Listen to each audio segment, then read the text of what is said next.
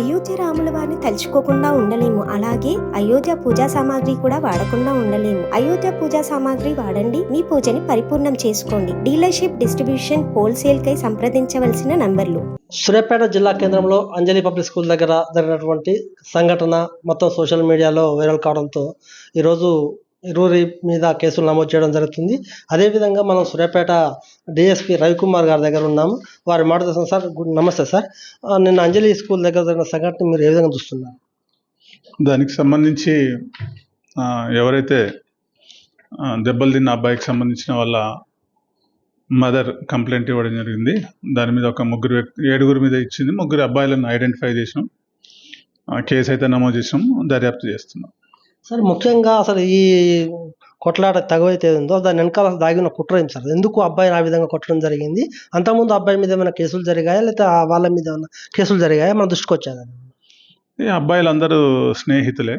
అంతకుముందు ఈ కంప్లైంట్ వాళ్ళ అబ్బాయి ఎవరైతే కొట్టిరో వాళ్ళని ఏదో అబ్యూజ్ చేసిండని, ఏదో తిట్టిండని దాన్ని మనసులో పెట్టుకొని కొట్టిరని సమాచారం. సార్, ముఖ్యంగా సూర్యాపేట జిల్లా కేంద్రం జిల్లా ఏర్పడిన తర్వాత కూడా మొత్తం విస్తరించింది జిల్లా కేంద్రం.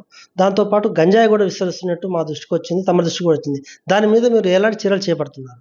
దానికి సంబంధించి మనం రెగ్యులర్గా వెహికల్ చెకింగ్ చేస్తున్నాము, ఐడెంటిఫై చేసినాం. కొందరు పిల్లల్ని అమ్మే వ్యక్తులను కూడా ఐడెంటిఫై చేస్తున్నాం. రెగ్యులర్గా కేసులు నమోదు చేస్తున్నాం. ఎవరైతే తాగుతున్నారో ఆ పిల్లలకు కూడా మనం రెగ్యులర్ కౌన్సిలింగ్ ఇస్తున్నాం. కొందరిని హోమ్స్కి కూడా పంపిస్తున్నాం. రిహాబిలిటేషన్ సెంటర్కి పంపించడం జరిగింది. ఇప్పుడైతే కంట్రోల్ ఉంది. ఏదేమైనప్పటికీ గంజాయి తాగడం, అమ్మడం నేరం.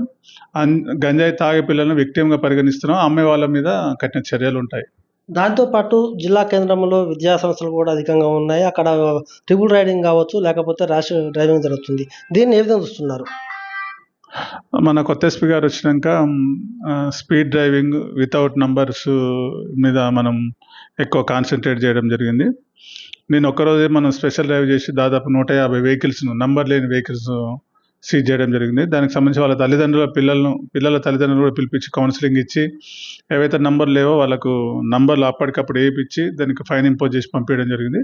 అదేవిధంగా స్పీడ్ డ్రైవింగ్ కూడా రెగ్యులర్గా మనం 5 to 7, మార్నింగ్, ఆఫ్టర్నూన్ 11 to 1 అంటే ర్యాండమ్గా చెక్ చేయడం జరుగుతుంది. ఎవరు స్పీడ్ డ్రైవింగ్ చేసినా అది సీజ్ చేయడం జరుగుతుంది. డ్రైవింగ్ లైసెన్స్ లేకుంటే కంపల్సరీ చర్యలు తీసుకోవాలి. యువతకు ఏం సందేశం ఇస్తున్నారు?